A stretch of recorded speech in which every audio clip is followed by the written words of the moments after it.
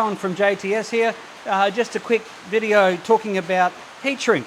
So there's many types of heat shrink and heaps of different sizes. From small sort of black heat shrink, we've got reds, there's all the colours. There's also dual wall, and dual wall comes in about 3 different types. So there's like this dual wall, which is okay, and then there's a medium, and then there's a super heavy duty. And when it actually melts up, it's hard, almost like a wire insulation. Amazing stuff. But what I really wanted to mention here is when you're actually heat shrinking your lugs, it's really important to make sure that you heat shrink it so that the contact surface, top and bottom, is completely open from the heat shrink. Otherwise, when it goes to the mating surface that you're putting it on, like a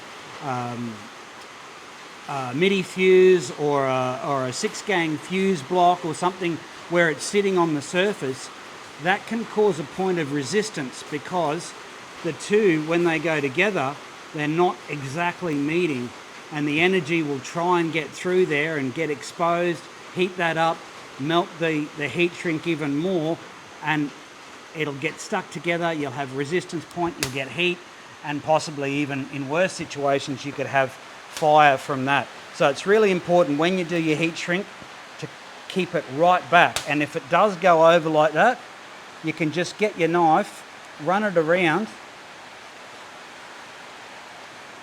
put a quick line in it, right, and then peel it off. And that way your contact surface is completely clear of heat shrink.